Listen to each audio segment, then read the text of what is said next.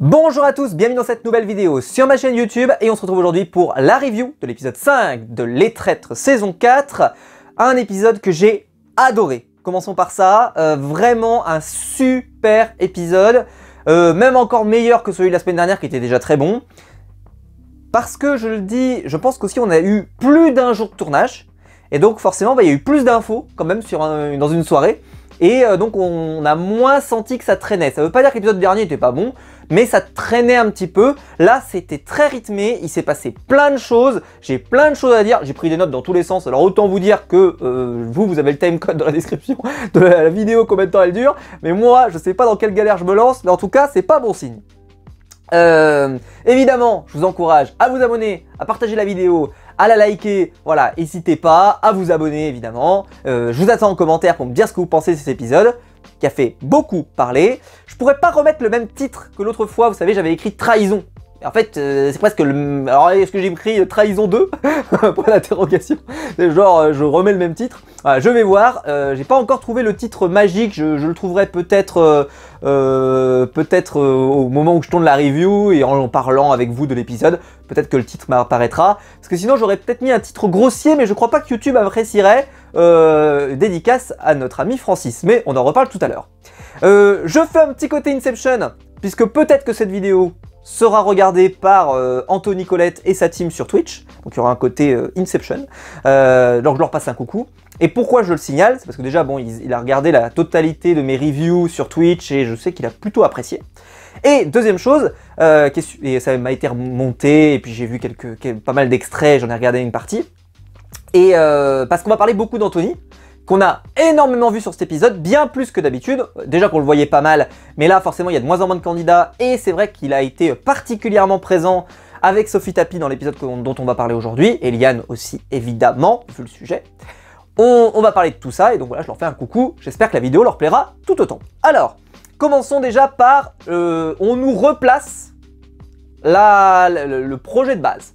Liane Folly, la nouvelle traître, elle n'est pas d'accord sur l'élimination potentielle de Francis, j'en ai parlé la semaine dernière, et on sent qu'il y a de la tension entre Liane et notre amie Sophie Tapie. Sauf que, eh bien, Liane Folly va un peu se sentir calife à la place du calife, sauf que je pense qu'elle n'a pas compris que Sophie Tapie, en fait, il n'y a pas de négociation possible sur ce point.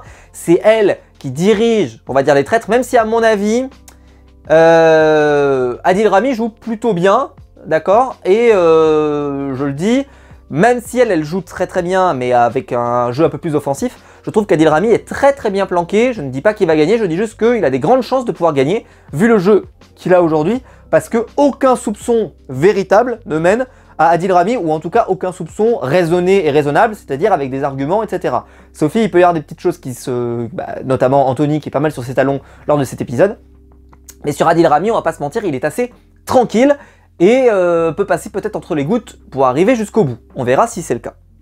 Et donc, Liane Folly n'étant pas vraiment en accord avec Sophie Tapie s'interroge de se dire est-ce qu'on n'aurait pas fait une erreur de recrutement? Alors après s'être gouré en prenant Raquel, qui au final les a plantés, ils prennent une nouvelle personne et cette fois-ci ils ne sont toujours pas convaincus. Bon, on attend quand même le lendemain matin et donc on arrive au petit déjeuner et là... on a Liane Folly qui dit à Sophie que Sophie déclare, ma mère est loyale à 100%.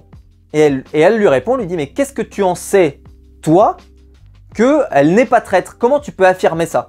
En gros, ça sous-entend dans sa question que si tu affirmes qu'elle n'est pas traître, c'est que peut-être que toi tu es traître et que tu sais qui sont les traîtres. Elle le dit pas comme ça, mais en gros c'est ce que ça veut dire.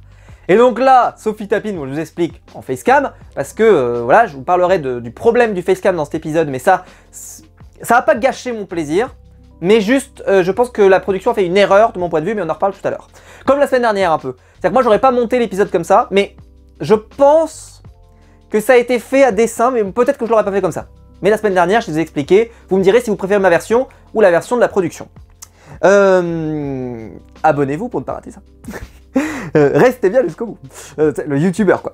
Bon bref, Liane Folly, elle sous-entend potentiellement que Sophie est traître. Sophie, elle est en interview et elle nous dit attends là, moi je suis, on va dire, lavé de tout soupçon, personne ne me soupçonne.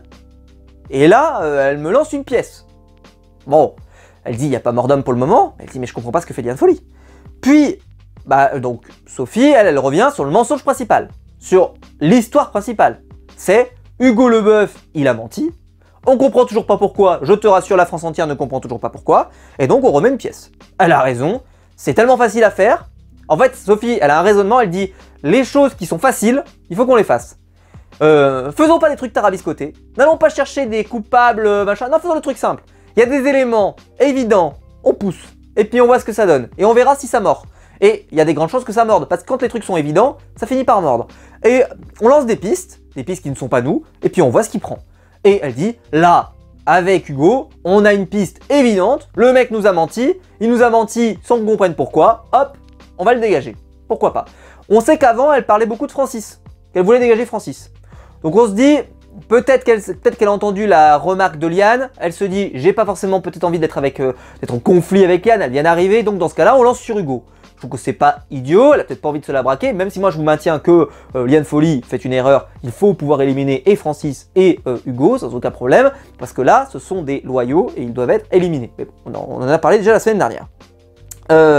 Et Liane reperturbe, le petit déjeuner, on va y rester une plombe, reperturbe Sophie dans son plan de cible vers Hugo, parce que elle dit, non mais Hugo, je suis pas sûr, machin, etc. etc. Et en fait, donc, elle n'arrive pas à faire, entre guillemets, le plan qu'elle a prévu, tranquillement. Liane Folly est en opposition avec elle, et elle dit, mais j'en ai marre, parce que là, elle m'empêche de jouer mon jeu tel qu'on a prévu, et c'est agaçant, et c'est énervant. Et Sophie Tapie, quand elle est énervée, on va pas se mentir, elle est très expressive et elle a pas mâché ses mots. C'est-à-dire qu'en gros, Liane Folly, elle lui a cassé les roubignoles. Et c'est pas le mot que je pense qu'elle voulait utiliser. Donc, Liane va même se permettre de faire une sorte de raisonnement qui même essaye de protéger Hugo. En disant, Hugo est innocent. Et Liane parle énormément. Alors, évidemment, il y a le montage, donc on garde que ce qu'on veut garder. Les trucs qui sont pas intéressants, tu veux le beurre, tu veux le croissant, tu veux le chocolat, bon ça on le garde pas. Ils ont gardé que l'essentiel. Sauf que, dans tout ce qu'ils ont gardé, c'est avec Liane Folly, il parle énormément. Et Anthony Colette, je vous disais que j'en allais en parler, ça l'interpelle un peu. Parce que déjà il avait remarqué, ça avait remarqué un petit peu, que elle parlait beaucoup et qu'elle avait un peu changé de personnalité. Il dit et là, pareil, elle parle beaucoup, alors elle fait un peu des vannes, un peu de machin et tout, ok certes, mais voilà, il a quelques doutes, rien de fondé, mais il a quelques doutes. Et bon, Hugo se sent attaqué évidemment, parce que voilà, et ce raisonnement, en fait, le problème d'Hugo, du mensonge, etc., est un problème qui va traîner à mon avis jusqu'au bout. Et donc, contre-attaque, il attaque Francis. Et Francis va lui répondre, mais tu es siphonné! Tu sais, genre vraiment, tu m'as accusé, l'accusation, le retour de la drama queen, que voulez-vous? Et là, Francis va essayer d'expliquer. Attention, accrochez-vous. Vous êtes accrochés? Je pense pas que vous soyez accrochés. Accrochez-vous. Attendez. Accrochez-vous. Vous êtes prêts? Accrochez-vous. Que, en fait, c'est un joueur d'échecs, Francis. Alors déjà, première nouvelle. Et que, pour gagner, il faut perdre. Celle-là. Alors oui, je sais qu'il y a des techniques de gambit dans lesquelles tu abandonnes un pion pour gagner à la fin. Ok, très bien. Mais on va dire que dans la théorie, il y a aussi des gens, juste, ils gagnent parce que leur position est meilleure et ils gagnent. Oui, j'aime beaucoup les échecs. Francis, si je peux me permettre de te corriger. Et donc, Anthony Colette, je ne sais pas si, peut-être qu'il pourra le dire d'ailleurs, le côté Inception toujours, est-ce qu'il joue aux échecs ou pas. Mais en tout cas, il n'a pas eu l'air convaincu des capacités de Francis aux échecs, de ses capacités de stratège, long terme et de vision du jeu exceptionnelle, et il va lui dire, je suis désolé, mais Francis, il vote mal, et il est mauvais total. Donc à un moment donné, stop, on arrête la blague, on arrête la plaisanterie, ça ne tient pas du tout ton histoire, et il va lui dire ça, enfin en tout cas il nous dit ça à nous en facecam. On attend l'arrivée donc de la dernière personne, ce sera soit de mémoire Alizé, soit Raquel, et c'est donc Raquel qui arrive, qui est éliminée, pardon, excusez-moi, c'est Raquel qui est éliminée, et Alizé qui rejoint la table. Raquel éliminée, c'est normal, je vous l'avais dit la semaine dernière, elle aurait dû être éliminée, puisque elle a vraiment dévoilé qu'elle était loyale, avec un argument, même si certains ont dit, elle aurait très bien pu jouer la carte de dire, les traites m'ont contacté, mais je suis resté loyal, et en réalité je mens. C'est vrai, ça me semblait vraiment machiavélique de ouf. On va pas se mentir, ça semblait machiavélique de ouf. Je trouve que les gens là, vraiment, vous êtes très très forts. Là, c'est pas ce qui s'est produit. Voilà, c'est pas ce qui s'est produit. Et elle s'en va. C'est normal, c'était attendu. Et donc la logique est respectée. On a une épreuve à ce moment-là. Une épreuve, c'est il faut monter dans le château et trouver 3 clés, dont une de ces 3 clés est celle du Conseil des traîtres. S'il trouve donc parmi les 3 clés la clé qui ferme le bureau des traîtres, entre guillemets, le lieu de rencontre, la salle des traîtres, ils ne pourront pas se réunir ce soir pour bannir quelqu'un. Je trouvais le concept super intéressant. Et surtout parce que là, il y a un vrai enjeu où les traîtres doivent perturber la victoire des loyaux. Des fois, il n'y a pas assez d'enjeux, comme je l'ai déjà expliqué dans le jeu, dans lequel les épreuves permettent de voir qui est loyal, qui est traître.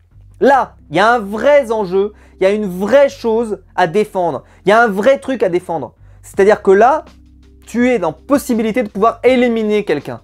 Donc, les traîtres ont tout intérêt à perdre et les loyaux ont tout intérêt à gagner.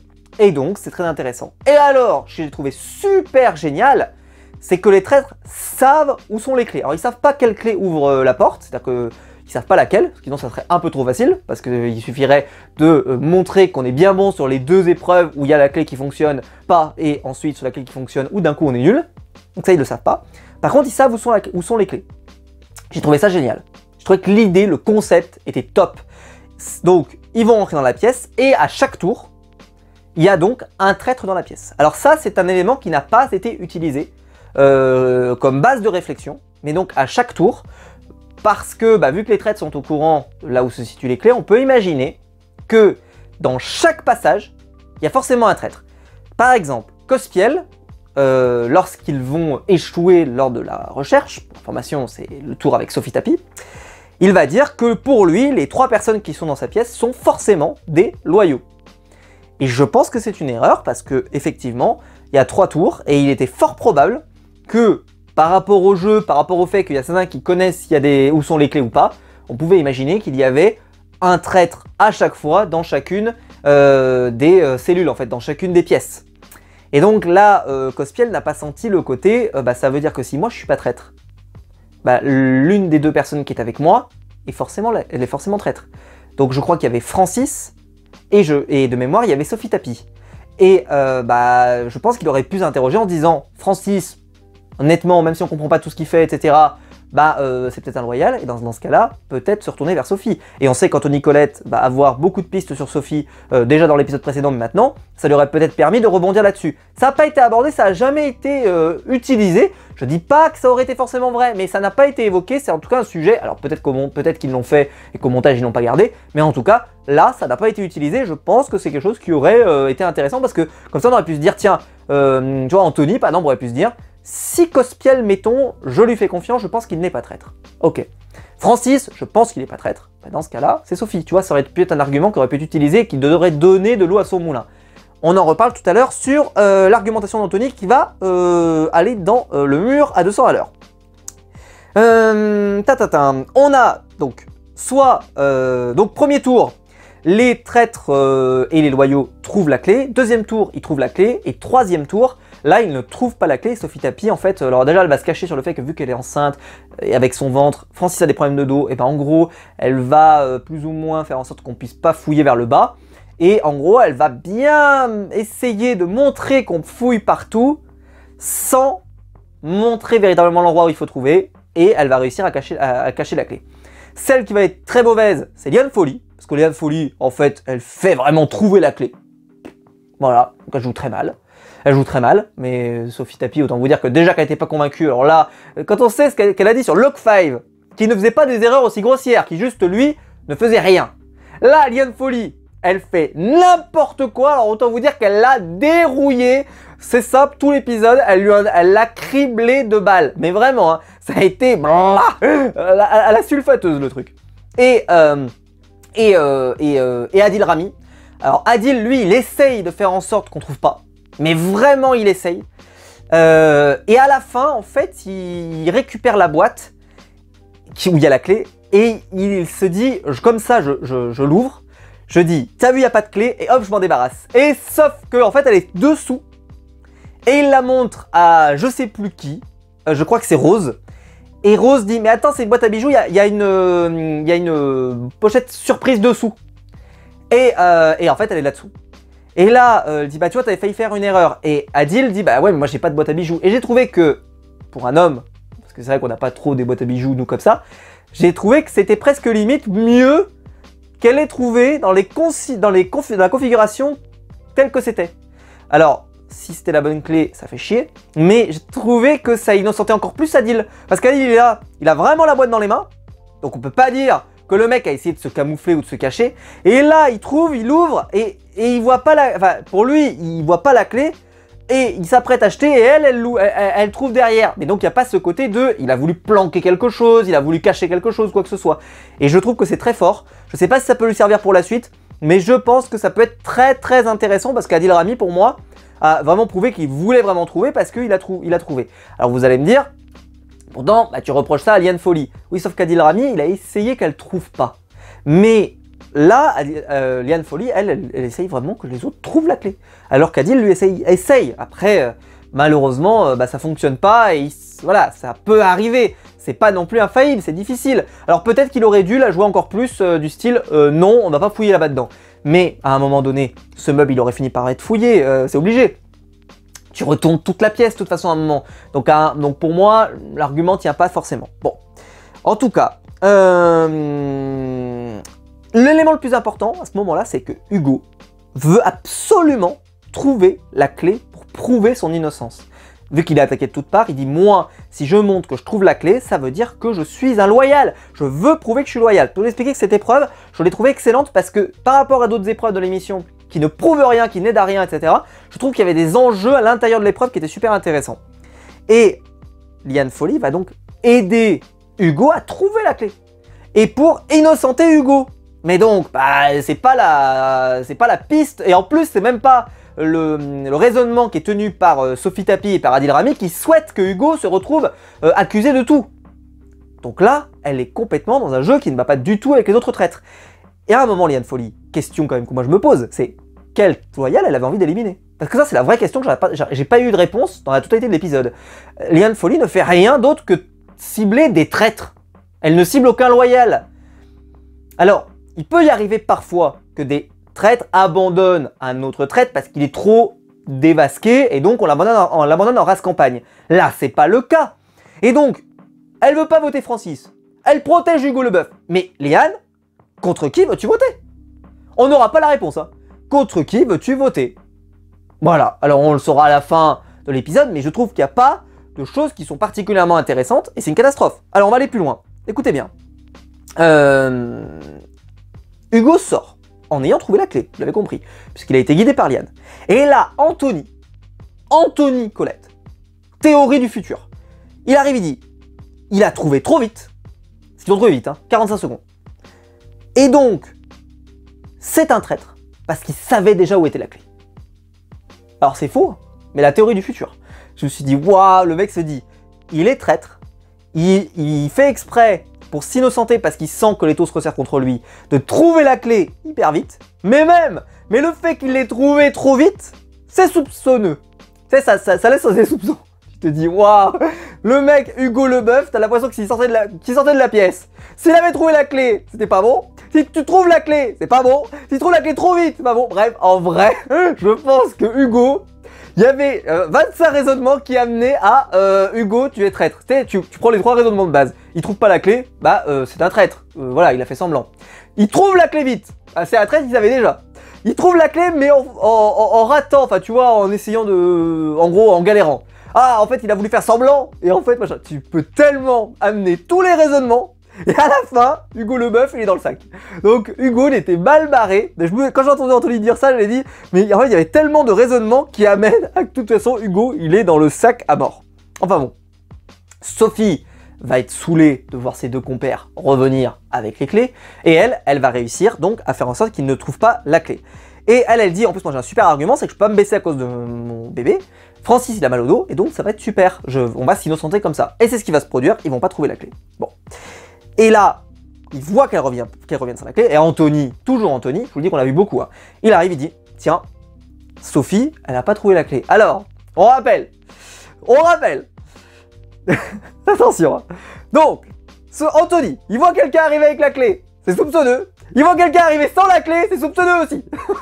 Donc en vrai, dans cet épisode, Anthony, je pense qu'en vrai, il était prêt à dire tout et n'importe quoi pour justifier en fait ses pistes en fait. Mais c'est normal, c'est le but. Mais c'était, je pense, en fait, les raisonnements, tu sais, où en gros, à la fin, il gagne toujours. C'est-à-dire qu'à la fin, il a toujours raison. Et bah, c'était ça, Anthony Colette, pendant tout l'épisode, c'est, t'as des raisonnements, tu fais tout rentrer pour que ça rentre. Et bah, penses-tu, il va s'en mordre les doigts en fait. Il va tellement vouloir tout faire rentrer qu'à un moment ça va pas rentrer. Ah non, bah non, le carré il rentre pas dans le cercle, tu sais, bah crac, ça rentre pas. Parce qu'il va faire une grosse erreur. Mais, j'ai tout le long du truc, il faisait tout rentrer dans ses pistes, tu vois. J'ai une piste sur Hugo, paf, ça rentre. J'ai une piste sur notre amie Sophie, paf, ça rentre. Et c'était exceptionnel parce que, bah, je le voyais jouer comme ça. Et il a été excellent. Enfin, moi, je l'ai trouvé très très bon. Même si, effectivement, il peut se tromper, etc. Ça peut arriver, hein. Mais je l'ai trouvé excellent. Parce que je trouve qu'il enquête, il fait de son mieux. Moi, je ne reproche pas aux joueurs de se tromper. Comme je l'ai déjà expliqué, c'est un jeu qui repose beaucoup sur l'interprétation. C'est pas si facile d'avoir raison.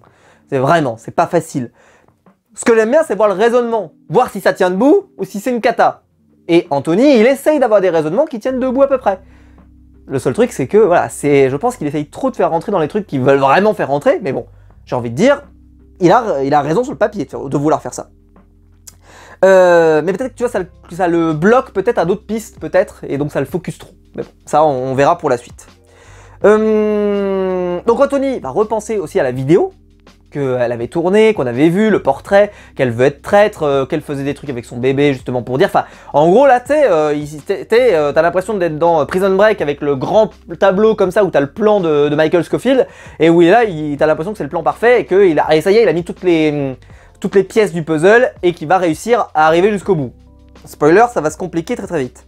Bon, donc pour information, il récupère 15 lingots lors de l'opération, mais donc ils se rendent compte que la seule clé qu'ils n'ont pas trouvée, c'est la clé qui ouvrait la porte des traîtres, et donc les traîtres vont pouvoir faire un bannissement. Ils sont dégoûtés. Sophie, à ce moment-là, elle est dégoûtée d'avoir vu Liane Folly jouer depuis ce matin, elle la trouve nulle, et donc elle dit, mais il faut vraiment qu'on en parle à notre RH, parce que notre recrutement, c'est une catastrophe. On fait n'importe quoi. On recrute des gens, ils veulent pas venir, et après on recrute quelqu'un qui est une catastrophe ambulante. Ça ne va pas du tout. Il y a un moment donné, notre sélection de traîtres, ça va pas. On va pas se mentir, elle a quand même un peu raison. Ensuite, Anthony. Quand je vous dis qu'on voit Anthony tout le temps, c'est qu'on le voit. Donc Anthony enquête. Investigation, Anthony. Il se lance, il dit, je vais analyser ce qui s'est passé. Hugo, j'en ai mort pas, il y a un truc bizarre, bon, je veux savoir. Donc il est dans la pièce, et il demande, et il cuisine. Alors, Liane, Hugo, quelles sont vos versions? T'as trouvé la clé comment? Toi t'as bam bam bam bam. Il revient ensuite, donc sa piste, je vous l'ai dit, hein, c'est que Hugo, ça veut trop l'innocenter, et aussi ça innocente trop Liane Folly, parce qu'elle aussi, elle cherche la clé au même endroit, etc. Et pour lui, c'est pas si clair. Finalement, Liane se sent un peu acculée, parce que, en plus, il y a eu ce changement un peu de personnalité, un peu machin, donc, hop, elle se sent acculée. Et ses réponses sont pas super performantes. Donc elle relance, mais elle relance pas sur Hugo, ou même sur quelqu'un d'autre d'ailleurs. Enfin, sur quelqu'un d'autre, je me comprends, sur un autre loyal. Non, elle relance sur Sophie Tapie et Adil Rami. Alors Adil Rami, qui n'a pas de piste sur lui. On va pas se mentir, à ce niveau du jeu, il a pas de piste. Donc elle relance sur Adil. Tu te dis, bon, ok, mais surtout Sophie. Alors Sophie, il peut y avoir quelques pistes, pourquoi pas? Surtout qu'elle s'entend pas avec Sophie. Ok, très bien. Sauf que là, Sophie Tapie, elle va entendre en gros, on est en train de la charger. Et quand elle va entendre ça, elle va péter un boulon. Parce que c'est la mère de Sophie, pour info, qui va lui rapporter l'histoire. Et donc, Anthony, à ce moment-là, qui lui cuisinait un petit peu tout le monde, il interroge Sophie. Et à ce moment-là, elle bafouille. Elle bafouille un peu, pas très clair. Anthony, il dit, ah, il y a un truc qui coche. Et surtout, il dit, elle ment. Et là, il te balance ça comme ça, nous, en interview, mais pas aux autres candidats. Il dit, elle ment. Parce que, quand Liane s'est défendue dans la pièce, pour expliquer où est-ce qu'elle avait trouvé la clé, pas comment ça s'était passé, etc., notre amie Sophie Tapie dit qu'elle a entendu ça. Et là, Anthony dit, elle n'était pas présente. Donc comment peut-elle savoir? Ça veut dire que elle savait où était la clé, elle aussi, et donc c'est une traître. Quand je vous ai dit que tous les raisonnements étaient incroyables, ceux d'Anthony. Donc là, tu sais, le truc, ça y est, c'est la chapelle Sixtine pour Anthony Colette. Il a les fondations, il a construit le truc, il est prêt. Il est resplendissant. Il est avec le sourire. Il est là. Il va porter le coup fatal. Sophie Tapie, elle est là. Il est prêt à la barave. Il est prêt à la désosser. Vous le sentez que ça va venir, le problème. Ah, vous le sentez, c'est ceux qui regardent mes reviews, j'en sais rien, s'il y en a qui regardent sans avoir vu les programmes, ils doivent se dire où est-ce que ça va coincer? Ah bah ça va coincer, vous allez voir. Mais c'était hyper bien foutu. Au montage, c'était hyper bien foutu. Et là, il attaque. Sur Sophie, il a des doutes, et donc, bah, il est pas sûr. Et donc, il a cette info, et là, il réunit, alors je sais plus qui, j'ai un doute, et il y a Adil Rami. Et là, il balance ça. Il dit, elle m'a menti, elle était pas là, nanana. Et là, Adil Rami dit, oh putain, si c'est vrai, parce que lui, il était pas là, il dit, si c'est vrai, c'est une catastrophe, et j'arrive pas à la défendre. Et là, Adil Rami veut pas se griller, donc il la défend pas. Je peux pas lui jeter la pierre parce que franchement, c'est indéfendable. Si jamais Anthony a raison, c'est indéfendable. Donc il a, je trouve, raison de pas la défendre. Je sais que les loyaux doivent se soutenir, les traites doivent se soutenir, mais là, je pense que ça serait pas une bonne solution de la défendre. Il vaut peut-être mieux laisser l'information et peut-être revenir dessus une autre fois ou je ne sais quoi, ou en tout cas laisser un peu de temps, que tout de suite rebondir. Je pense qu'il faut faire attention. Mais peu importe. Et il réagira bien, Adil d'ailleurs, à la table, on en reparle après. Et à ce moment-là, donc, il lui dit, il dévoile ses véritables intentions sur Sophie, en disant c'est elle qui est traître. Et là, il dit par contre, là j'en dévoile tellement sur le fait que je suis sûr que Sophie est traître, que si je me trompe, ça sera sur une candidate qui est vue quand même par beaucoup de gens comme loyale, je me condamne. Je me condamne comme traître, parce que ça veut dire que je joue pour pousser absolument qu'on aille voter contre Sophie, et si Sophie elle est loyale, bah je me condamne. Donc c'est un petit peu un pile ou face. Soit j'ai raison, et dans ce cas-là, je m'innocente totalement, je suis loyal. Ou alors, je me suis gouré, et dans le cas où je me suis gouré, c'est la catastrophe. Ça arrive dans le jeu. Il y a des fois des moments un peu comme ça où on en a eu dans les saisons des traîtres, hein, où il y a eu des gens qui ont dit c'est soit t'es un loyal, soit bah, ça prouve que moi je suis traître, et ça a été des phrases qui ont déjà été prononcées. Et c'est aussi un peu, on met vraiment de la puissance sur ses propos, on investit dessus, et je trouve que c'est plutôt pas mal. À ce stade du jeu, on est quand même proche de la fin. Il faut avoir des certitudes, et Anthony, il a une sorte de certitude. Et là, pour lui, il a tellement l'argument massu qu'il se dit, là, je pense que je peux mettre presque mon aventure en jeu, tellement je suis sûr. Et là, c'est ce que je vous ai dit qu'il y avait un et là, et il arrive le et là. Sophie Tapie se met à pleurer. Elle se met à pleurer. Parce que bah, elle est accusée de toutes parts. Et donc elle pleure. Enfin, elle pleure, en tout cas, elle est pas contente, etc., etc. Bon, enfin, en tout cas, elle est vraiment agacée, parce qu'on en reparlera des pleurs plus loin, pardon. Et à ce moment-là, Anthony va directement voir Sophie lors de la table, à ce moment-là, sur la table finale, et il l'accuse directement, devant tout le monde. Tu n'étais pas présente. Tu n'étais pas présente. Et comment peux-tu savoir, etc. Et là, Sophie balance. Bah, j'étais là. Et elle dit ça. Bah, j'étais là, je suis désolé, j'étais sur le canapé. Et je peux même te dire, je t'ai croisé, je t'ai même vu, etc., etc., etc., etc. On appelle la VAR. Eric Antoine appelle la VAR, comme ça. Allons voir sur les images. La VAR, à la variole. Il va voir. Et à la VAR, on vérifie. Et elle a raison, Sophie. Aïe, aïe, aïe. Et là, Anthony se décompose. Ah bah la chapelle Sixtine, d'un coup, ça ressemble à un chandrouille, là. Ah bah, ça ressemble à un truc sympathique, quoi. Vraiment, ça tenait bien, des belles poutrelles, c'était sympathique. Mais là, c'est dégueulasse. Et il se décompose. Ah, quand je vous dis qu'il se décompose, donc il va se mettre à pleurer, Anthony. Je sais pas s'il pleure d'émotion, de rage envers lui-même, c'est le côté de je suis tellement en colère contre moi-même que ça me fait pleurer, c'est possible. Et en tout cas, il se met à pleurer. Parce que, bah, peut-être qu'il se dit, je suis plus totalement sûr de ce que... Et là, à partir du moment où il a presque ouvert la brèche, ah, je suis pas totalement sûr, le truc... Comme je vous l'ai dit, hein, le truc s'effondre. Et vu que c'était pour lui son argument un peu massu, et c'est le truc qu'il avait construit toute sa pensée, tout s'effondre. Et d'ailleurs, je pense que la table, après, il l'a hyper mal vécu parce qu'après, une fois qu'il avait plus Sophie dans le viseur, alors qu'il avait Sophie dans le viseur toute la journée, qu'est-ce que tu fais? T'as plus Sophie, dans l'absolu, parce que ton argument tient pas, donc t'as fait une catastrophe. Et là, en plus, ah oui, je l'ai pas dit, pardon, excusez-moi, je me suis oublié. Adil Rami va dire, ah mais elle a raison. Elle a raison, moi je me souviens, enfin, je me souviens, en tout cas, oui, je pense qu'elle était là, etc. Et là, parce que là, Adil sent que tout à l'heure, il fallait pas le valider, parce que c'était très mauvais. Mais là, elle est debout sur la table, Sophie Tapi, debout sur la table c'est une image, hein, mais elle est debout sur la table, elle est sûre de son truc, etc. Et il s'avère qu'elle a raison. Adil relance une pièce et lui met dessus.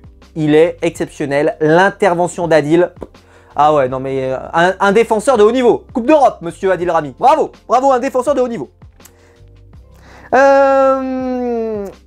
Revenons ensuite sur le sujet principal quand même de l'épisode, c'est Liane Folly. Et là, bon, parce que là, Sophie, malheureusement, ça n'a mené nulle part. Ça fait quand même plusieurs fois que, malheureusement, voilà, c'est une catastrophe, mais bon, c'est comme ça. Et Liane est accusée de toutes parts. Et notamment, Rose va accuser Liane Folly. Et là, Liane Folly va regarder Rose, va lui dire « Tu me regardes dans les yeux quand tu me dis ça, etc. » Mais la drama queen Francis, bon, bah la drama queen Liane, c'est pas mieux.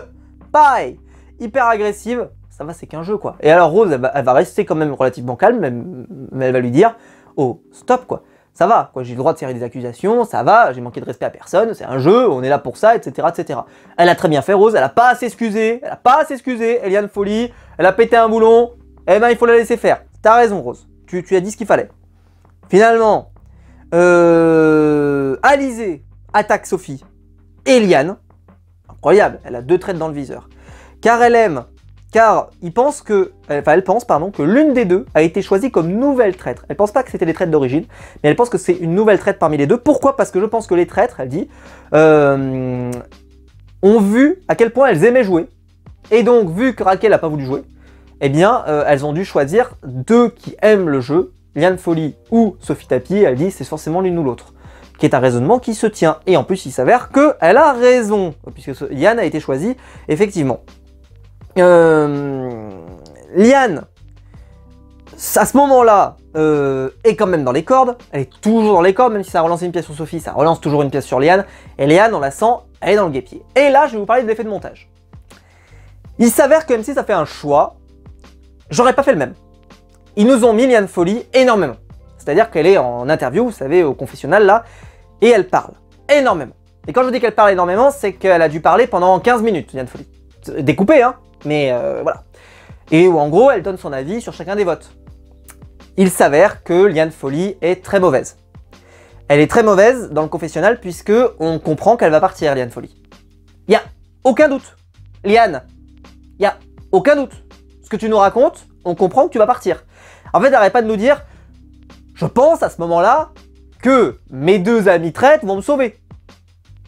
Et elle a des formulations comme ça à tous les votes. Et on comprend bien que s'il laisse ça, c'est qu'elle va partir.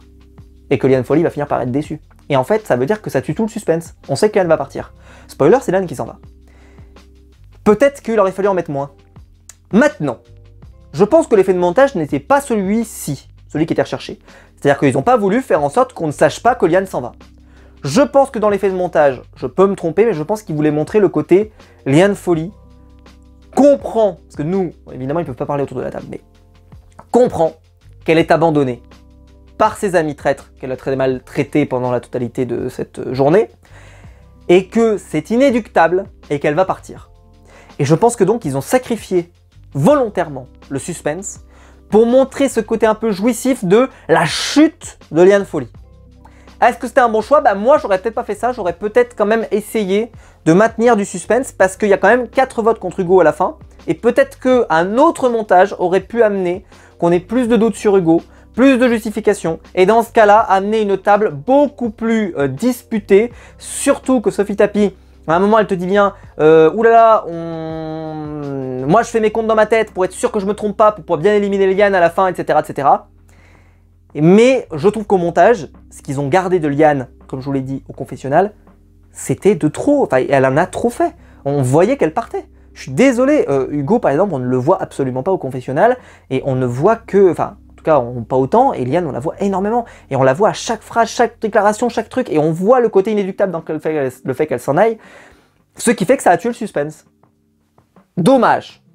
Moi, j'aurais préféré peut-être qu'il garde un peu de suspense, mais en fait, là, on nous sous-entend tellement que Sophie va abandonner Liane, puisqu'elle te dit bien qu'elle va l'abandonner, elle dit même à Sophie, il y a intérêt que Liane ne revienne pas. C'est-à-dire qu'on n'a pas intérêt de la voir revenir. Que, c'est inéluctable. Et je sais pas si c'était le bon choix de montage. Finalement, ça m'a pas gâché mon plaisir. Mais j'aurais peut-être pas fait ce choix. Dites-moi dans les commentaires, évidemment, ce que vous auriez fait. Est-ce que vous auriez préféré un montage qui cache beaucoup plus et donc qui enlève beaucoup de séquences avec Liane Folly? Il aurait fallu en enlever quasiment 80%. Je parle des séquences au confesse. Pas les restes. Mais les séquences au confesse, elles étaient trop voyantes. On voyait qu'elle partait. Eh, je vous dis, franchement, j'ai fait ses bagages, Liane. Mais très tôt, hein, à 10h, bonjour madame. Enfin, même pas, à 9h30 déjà, enfin, je sais plus, mais en tout cas, avant même qu'ils arrivent autour de la table, déjà, ça sentait pas bon. Mais une fois qu'elle s'est installée autour de la table et qu'on a eu les confesses qui se sont enchaînées, on savait qu'elle partait, quoi. Dommage. Bon, finalement, vous l'avez compris, Liane s'en va. Vous l'avez compris, hein. Et pour info, Francis va déclarer, si Liane Folly est traître, elle joue tellement mal que si elle est traître, elle est vraiment nulle. Mais si elle est traître, je suis le roi des cons. Et il innocente, dans la même phrase, Sophie Tapie, Liane Folly et Adil Rami. J'ai envie de te dire, c'est un perfect, Francis, tu ne nous déçois jamais. Liane va avoir 6 votes, Hugo 4 votes, 1 vote contre Francis. Et donc Liane s'en va, et Liane fait une sorte d'applaudissement vers Sophie, qui ne sera absolument pas exploité. Ça nous a un peu interpellé sur Twitter quand même, on va pas se mentir, on est tous comme ça fait. Parce que c'est quand même, on sent un peu le poison de la mort comme ça, et bon, ça ne sera pas exploité, on verra si ça sera exploité plus tard, mais peut-être qu'ils n'ont pas été assez attentifs à ce moment-là, parce qu'ils étaient en train je sais pas, peut-être qu'ils n'ont pas été attentifs, j'en sais rien. C'est dommage, mais bon, c'est comme ça. Et en tout cas, Liane s'en va, elle révèle qu'elle est traître, et Francis déclare « Mais je suis con comme un valet, le roi des cons !» Validé sur facture, ce que je vous expliquais, c'est que j'aurais pu mettre ça comme titre, le roi des cons. Mais je sais pas si YouTube aimerait bien ça. Et après, donc les traîtres se retrouvent, ils sont contents de leur coup, ils vont proposer un bannissement, soit Francis, soit Anthony, soit Alizé. Le lendemain matin, moi je me dis, Anthony ne sera pas présent. Je suis désolé Anthony, mais pour moi, il est trop offensif envers Sophie, et donc, il doit partir. Francis n'a pas l'air, franchement, un excellent traître, mais il y a peut-être moyen de pouvoir tourner les choses pour penser qu'il l'est. Parce qu'il y a des gens qui trouvent qu'il joue vraiment trop bizarrement, et donc peut-être qu'on peut charger comme la mule sur lui. Il y a des doutes sur Francis, il y a des choses qui vont pas, etc. Un peu comme ça s'est produit lors des épisodes précédents pour charger certains candidats qui avaient l'air d'avoir des raisonnements qui tenaient pas la route. Pour Anthony, il est vraiment super inquiéteur, super investi, nanana. Moi, Anthony, je m'attendais qu'il ne soit pas là au réveil. J'en étais persuadé, je me suis dit Anthony ne sera pas là au réveil. Et finalement, c'est Francis Huster qui arrive pas. Je pense que c'est un choix très discutable. Moi, j'aurais choisi soit Alizé Cornet, parce qu'Alizé, je trouve qu'elle est, voilà, elle est très investie, elle veut vraiment chercher, etc. Et je trouve qu'il n'y a pas de piste sur elle. Personne ne pense qu'elle est traître, donc autant la virer, parce que ça veut dire qu'elle sert à rien dans le jeu. Donc moi, j'aurais viré Alizé, mais en termes de dangerosité, parce que Sophie, elle est traître, j'aurais viré Anthony tous les jours. J'étais persuadé qu'Anthony ne reviendrait pas, mais bon, c'est comme ça. Finalement, donc, le matin, Alizé arrive et se dit, tiens, Liane, elle défendait Francis Huster. Liane Folly défendait Francis Huster autour de la table beaucoup. Ils se défendaient d'ailleurs mutuellement. Si Liane Folly est traître, est-ce que Francis n'est pas traître? Tu vois, c'est pour ça que Francis, dans le jeu, ce raisonnement-là, il est très bon. Et Francis va être viré, tu vois. Alors que peut-être que virer Alizé aurait peut-être eu plus de sens. Ou Anthony encore plus. En tout cas, c'est pas ce qui se produit. Alizé vote, donc Liane, Sophie, elle va se mettre à pleurer le matin parce que les accusations contre elle, elle en a marre, etc. Et elle nous fait la comédia dell'arte, les enfants. Elle est morte de rire dans le confessionnal, mais là, elle nous fait on ferait de traite, on peut plus, blablabla. Ah mais vraiment la comédien dell'arte. Elle me dit c'est une attaque personnelle, on me dit même que j'étais pas là alors que j'étais là, blablabla. Oh là là là, et vraiment c'est à mourir de rire parce que elle est là, elle est morte de rire au confessionnal et toi t'es là, tu la vois pleurer et elle fait oh là là, je comprends pas, personne ne m'aime. Ah non mais franchement, mais alors, ah, mais elle nous a sorti les violons et tout. Moi j'aurais fait un effet de montage comme ça, tu sais, un peu avec une musique hyper triste derrière, voilà, tu sais, bon. Ils ont pas fait ça, mais franchement j'aurais fait ça. Et en tout cas, bon, Francis est bien banni, et c'est vrai que moi j'étais complètement, complètement déçu. Alors je vais avoir du mal à vous décrire la réception de la lettre de Francis Huster. Il faut être là, faut l'avoir vécu. Parce qu'il est là, il déchire la lettre, il fait un peu sa drama queen qu'on connaît. Mais là c'est marrant parce qu'il est tout seul, donc c'est moins chiant, tu vois. Mais vraiment il est marrant quand il est là, il fait les traîtres m'ont eu. Faut être là, je pourrais pas vous le faire, voilà, Francis dans ses grandes heures, j'ai envie de dire. On était au théâtre, que voulez-vous? Voilà, il était là, il a fait oh là là. Les traîtres m'ont eu. C'était quoi ça? Oh là là. Bon, en tout cas, Anthony Colette, quand il voit Sophie pleurer, il est ému. Mais il est ému, mais il dit elle en fait trop. Elle en fait trop. Il nous l'avait déjà dit, si vous vous souvenez, quand Adil Rami avait pleuré sans raison. Et que pour lui, il disait elle en fait trop. Donc sachez qu'Anthony Colette, si vous pleurez devant lui, il en a rien à battre. Sachez-le. Et là, ça ne marche pas sur cet homme. En tout cas, Anthony, il voit ça, il monte dans la bagnole. Le mec, je rappelle qu'il n'a pas voté contre Sophie hier, hein, il a voté avec Sophie pour éliminer Liane Folly, mais ça change rien. Il dit, moi j'en ai rien à foutre, c'est quand même Sophie Tapie, je suis sûr. Il dit, mais attends, je comprends pas. Les mecs dans la voiture se comptent, c'est fond. Je comprends pas. Attends, Sophie, elle a voté contre Liane hier, elle a éliminé Liane, c'est-à-dire qu'attends, si tu réfléchis, elle a éliminé Liane, elle a éliminé Log5. Donc c'est quoi cette traite qui élimine les loyaux? Enfin, qui élimine d'autres traites, pardon. Elle a pas compris le jeu, qu'est-ce qui se passe? Et là, Anthony, il veut. Et ben justement, c'est parce que c'est une traite qui élimine d'autres traîtres, et parce que comme ça, elle va gagner au bout. La force de conviction d'Anthony est très forte. Et c'est là qu'on voit que le programme est pervers. Pourquoi? Parce qu'Anthony pourrait se tromper. On en a eu dans les saisons, vous vous souvenez? Certains qui restaient focus sur un nom, alors qu'ils se trompaient. Et qui se trompait, et qui se trompait. Et là, nous, on sait qu'Anthony a raison. Mais Anthony pourrait se tromper. C'est ça qui est terrible. Et c'est ce que je dis, c'est qu'à la fois, il joue bien, parce qu'effectivement, il est sur la bonne piste. Mais il joue peut-être aussi, paradoxalement, un peu mal, parce qu'il est trop focus. Question d'interprétation, évidemment, de ce qu'il fait. Finalement, mais je ne jette pas la pierre. Il essaye de faire de son mieux, et voilà. Mais on comprend, d'ailleurs, on verra donc le matin, que les traîtres espèrent pouvoir bannir Anthony. Voilà. C'est un élément super important. Lui, Sophie, elle veut lancer une pièce sur Cospiel, c'est sa cible. Et alors, si vous voulez savoir pourquoi, elle lui revient pas. Elle l'aime pas. On cherchait pas d'autres raisons, il n'y a pas d'argument. Rien, mais rien, il n'y a rien. Dans la bagnole, elle dit juste Cospiel, je ne l'aime pas. Voilà. Alors pourquoi? Est-ce que c'est de la christianophobie? Moi je plaisante, c'est une blague. Mais bref, bon, de toute façon, j'ai envie de dire, il fallait qu'elle trouve quelqu'un, je pense qu'elle est là. Elle a dit, on trouve quelqu'un, c'est vous monsieur, c'est vous. Voilà, je pense que ça a été au pifomètre, les enfants, parce qu'il n'y a pas de raisonnement en plus. Parce que d'habitude, tu vois, Sophie, elle exploite une faille. Comme j'ai dit, elle prend les pistes évidentes. Cospiel, il n'y a pas une piste évidente. Eh ben, elle lance Cospiel. Bon, pourquoi pas.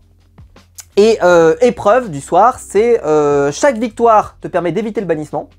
Et par contre, à la fin, ceux qui restent lors de l'épreuve de fin peuvent être donc bannis par les traîtres. Les traîtres ont la possibilité de choisir quelqu'un qui va directement en épreuve finale, qui donc peut risquer le bannissement. Et c'est Anthony qui est choisi. Donc là, c'est plus logique par rapport à ce qu'on a vu avant. Maintenant, je trouve que c'était un vrai risque parce que ça valide beaucoup qu'Anthony est un loyal, je trouve. Alors ça pourrait se dire, un traître particulièrement malin pourrait se dire, tiens, un traître se propose et il va là-bas. Oui, parce qu'attention le calcul, si à la fin il reste que des traîtres, c'est un peu compliqué. Donc je pense que c'est un mauvais calcul. Donc là, pour moi, ça validait vachement qu'Anthony n'était pas traître. Ce qui est une vraie prise de risque de mon point de vue, mais bon, voilà, ils ont fait ce choix. En tout cas, Anthony se retrouve dernier. Et on se retrouve. Moi j'aurais choisi par exemple Dominique. Je pense que ça aurait été un meilleur choix. En tout cas, même si, parce que ouais, elle veut protéger sa maman, machin. Bah oui, mais non, elle est loyale, il faut la virer. Désolé. Désolé Sophie. Voilà, je vais te réapprendre les règles. Je te le redis, il faut la virer. Ils vont devoir. Il y avait une épreuve, il fallait reconnaître un son. Une épreuve où il y avait un pendu, il fallait résoudre une énigme, etc. Anthony va trouver et va se qualifier et il n'y a pas de problème. Donc finalement, au bout du bout des épreuves, le bannissement possible, c'est entre Cospiel, Adil Rami et Dominique. Adil Rami qui peut donc pas être banni, donc ce sera soit Cospiel, soit Dominique. Et Anthony revient là, dans la pièce où tout le monde discute, et il relance une nouvelle fois, une ultime fois, sur Sophie Tapie, et elle le traite de fou, que ça y est, il est obsédé par elle, et qu'il se trompe, etc. Et l'épisode va se terminer là-dessus, on n'aura pas la suite, on nous laisse vraiment dans cette incertitude de qu'est-ce qui va se passer. Alors l'épisode prochain, j'ai peur qu'il soit un peu long, parce qu'il nous reste donc 2 épisodes avant la fin, et je pense que l'épisode suivant risque d'être un peu mollasson, et peut-être de nous faire traîner. Un peu peur du prochain, alors que le dernier, ça sera la table finale, et on va se régaler. Mais celui-ci risque de se traîner un peu, parce qu'il n'y a qu'un seul bannissement, il n'y aura plus de table, il n'y aura plus rien. Ça va un peu peut-être traînasser, on va voir, mais je suis un petit peu inquiet pour le prochain. Mais on verra. Peut-être que ça sera très bien, et j'ai hâte de pouvoir me tromper.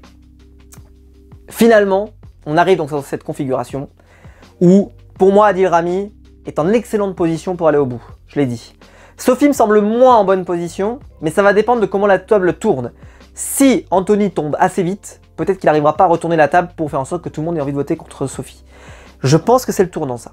Parce que si Anthony arrive à faire voter contre Sophie, Sophie tombe, mettons autour de la table, là, à voir si...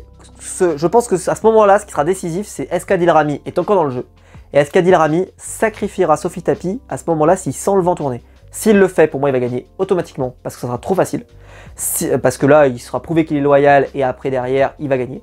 Si par contre, il sent peut-être pas le vent tourner, là, à ce moment-là, il y a possibilité que Sophie et Adil s'associent ensemble et arrivent jusqu'au bout.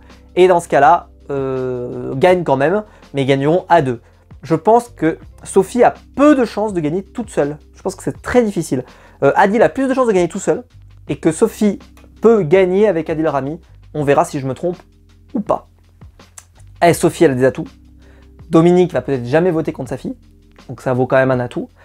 Et dans les atouts qui restent dans le jeu, il y a potentiellement peut-être des candidats qui ont tellement peu de soupçons sur Adil que forcément ça peut amener quand même que les pistes mènent sur les autres candidats. Il reste plus beaucoup d'épisodes, il en reste que 2. Là, franchement, c'était un super épisode. Comme je vous l'ai dit, moi je l'aurais pas monté pareil, surtout sur l'élimination de Dylan Folly qui était pour moi trop évidente, mais c'est mon avis. Mais sinon, j'ai rien à reprocher à l'épisode. Je vais même vous dire, les épreuves, les premières épreuves qui permettaient vraiment de pousser les traîtres à jouer, étaient vraiment exceptionnelles. C'était une super idée, c'était une des meilleures idées d'épreuves qu'on a eu dans les traîtres depuis le début de la création du jeu pour moi. C'était vraiment super. Voilà, j'ai adoré cet épisode. Je vous le recommande évidemment, mais je pense que vous arrivez jusqu'ici, évidemment, vous l'avez vu, mais je veux dire dans le sens que recommandez l'émission des traîtres autour de vous parce qu'elle est vraiment très top. Et j'ai vraiment hâte d'être à la semaine prochaine. Je suis très content qu'Anthony aille au bout. J'ai hâte de le voir à la table finale, parce qu'il aurait pu être sacrifié s'il n'avait pas réussi l'énigme. On va voir ce que ça va donner. En tout cas, je suis très impatient. Je pense que là, de ma théorie, je pense que c'est Cospiel qui risque de partir, puisque Adil Rami peut pas être voté et Sophie Tapie ne mettant pas Dominique, Cospiel, je suis désolé, mais était condamné automatiquement. Et donc la table finale, c'est pour ça que je vous dis que l'épisode suivant risque d'être un peu relou, parce qu'on risque de le sentir un peu passer, parce que la voiture risque d'avoir du mal à avancer, parce que il n'y a pas tant de suspense que ça. On verra, on verra. Alors après, est-ce qu'ils nous referont pas la procession funèbre là? Ah là là, c'était horrible ça. Mais bon, ça, on verra ça la semaine prochaine. J'ai vu qu'ils allaient faire une sorte d'épreuve un peu horrifique et tout, comme ils nous avaient fait. Donc peut-être que ça peut être sympa. La bande-annonce promet d'être plutôt sympathique, donc j'ai quand même hâte d'y être la semaine prochaine. Si la vidéo vous a plu, évidemment, vous pouvez la liker. Vous pouvez vous abonner, vous pouvez la partager sur les réseaux sociaux. Il y a le bouton rejoindre là juste en dessous pour devenir membre soutien et je vous en remercie. Et quant à nous, je vous attends en commentaire évidemment. Et quant à nous, on se retrouve très vite pour de nouvelles vidéos. Ciao.